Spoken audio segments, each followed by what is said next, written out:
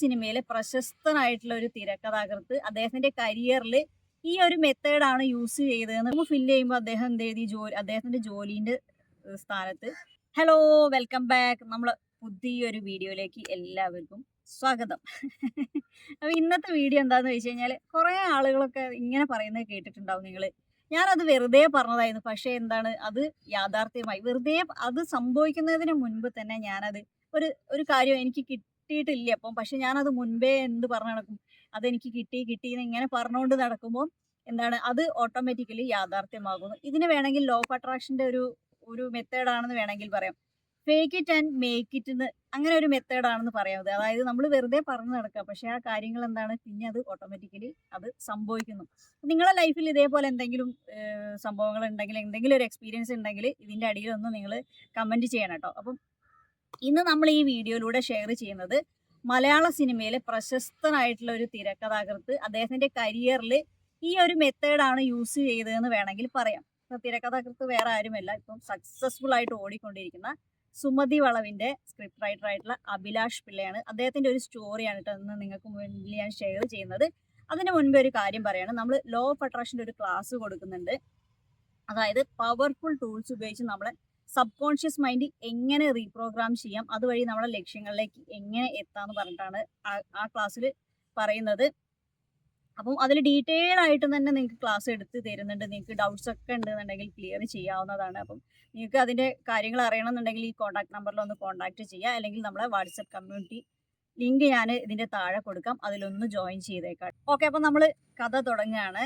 അതായത് Malikappuram Sumathi വളവിൻ്റെയൊക്കെ script writer ആയിട്ടുള്ള അഭിലാഷ് പിള്ളെ അദ്ദേഹം കുറച്ച് മാസങ്ങൾക്ക് മുമ്പ് ഇൻസ്റ്റാഗ്രാമിൽ ഷെയർ ചെയ്ത ഒരു സ്റ്റോറിയാണ് കേട്ടോ. അത് എന്താണെന്ന് വെച്ച് കഴിഞ്ഞാൽ അതിൽ ഷെയർ ചെയ്യുമ്പോൾ അദ്ദേഹത്തിന്റെ ഫോട്ടോയും മകളുടെ ഫോട്ടോയും പിന്നെ എന്താണ് സ്കൂളിലൊക്കെ കുട്ടികളെ ചേർക്കുമ്പോൾ ഒരു ഫോം ഉണ്ടാവില്ലേ, അതിൻ്റെ ഒരു ഫോട്ടോയും വെച്ചിട്ടാണ് ഇത് സ്റ്റോറി സ്റ്റാർട്ട് ചെയ്യുന്നത് കേട്ടോ. അദ്ദേഹം എന്നിട്ട് ഇങ്ങനെയാണ് പറയുന്നത്: ഈ ഫോമിനും എനിക്കും ഒരു 6 വർഷത്തെ ഒരു മുൻപുള്ള ഒരു കഥ പറയാനുണ്ട് എന്ന് പറഞ്ഞിട്ടാണ് സ്റ്റോറി സ്റ്റാർട്ട് ചെയ്യുന്നത്. അതായത് 2019 അദ്ദേഹത്തിന്റെ മൂത്ത മകളെയും കൊണ്ട് എന്താണ് സ്കൂളിൽ ജോയിൻ ചെയ്യിക്കാൻ വേണ്ടി കൊണ്ടുപോയതാണ്. അപ്പം അവിടെ ആ ഫോം ഫില്ല് ചെയ്യുമ്പോൾ എന്തായാലും എന്താണ് ഫാദറിന്റെ ജോലി എന്താണെന്ന് എഴുതണമല്ലോ. അപ്പം ഫാദറിന്റെ ജോലി എഴുതണ സമയത്ത് അപ്പോൾ അദ്ദേഹത്തിന് ജോലി ഉണ്ടായിരുന്നില്ല.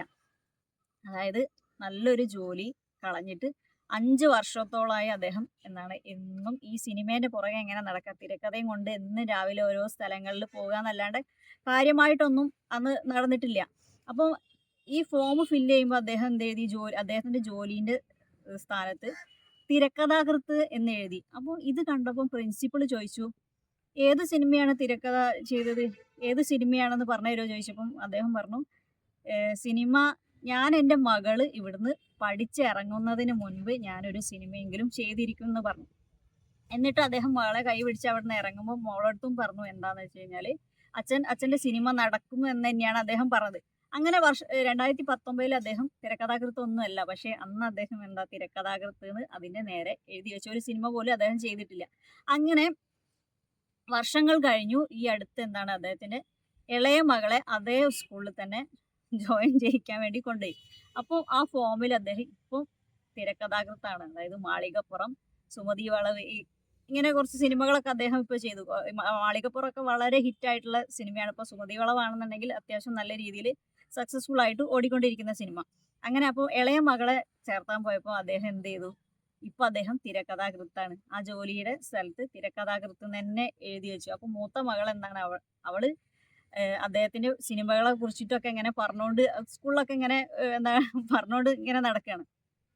അപ്പം ഇതാണ് എന്ത് നമ്മള് ഈ fake it and make it എന്ന് പറഞ്ഞ മെത്തേഡ്. അതായത് വർഷങ്ങൾക്ക് മുൻപേ തന്നെ അദ്ദേഹത്തെ ആ സമയത്ത് തിരക്കഥാകൃത്തൊന്നുമല്ല, പക്ഷെ അദ്ദേഹം എന്ത് ചെയ്തു, ജോലിന്റെ സ്ഥലത്ത് തിരക്കഥാകൃത്ത് എന്ന് എഴുതി വെച്ചു.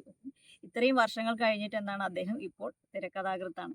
അപ്പൊ ഇത് എനിക്ക് തോന്നിയത് ഇങ്ങനെയാണ്, ഇതൊരു ലോ ഓഫ് അട്രാക്ഷൻ മെത്തേഡ് ആയിട്ടാണ്. അതായത് നമ്മൾ ഒരുപാട് കാര്യങ്ങൾ എന്താണ് നമുക്ക് കിട്ടിയിട്ടില്ലെങ്കിലും നമ്മൾ അതിന് മുൻപേ തന്നെ എന്താണ് അത് നമ്മളെ ഉള്ളിലേക്ക് എന്താണ് അതിങ്ങനെ ആ തോട്ട്സ് കൊടുത്തോണ്ടിരിക്കുക, നമ്മളതാണ് എന്നുള്ള ഒരു അത് ആയിരുന്നപ്പോൾ അദ്ദേഹം ഇപ്പോൾ അന്ന് തിരക്കഥാകൃത്താണ്, എന്തായാലും അദ്ദേഹം അവിടെ തിരക്കഥാകൃത്ത് തന്നെയല്ലേ എഴുതുള്ളൂ. അപ്പം അതിന് അഡ്വാൻസ് ആയിട്ട് തന്നെ അദ്ദേഹം അവിടെ തിരക്കഥാകൃത്ത് എന്ന് എഴുതി വെച്ചു. അപ്പം എനിക്ക് തോന്നിയത് ഇങ്ങനെയാണ് കേട്ടോ. അപ്പം നിങ്ങൾക്ക് ഈ മെത്തേഡ് ഇഷ്ടപ്പെട്ടോ?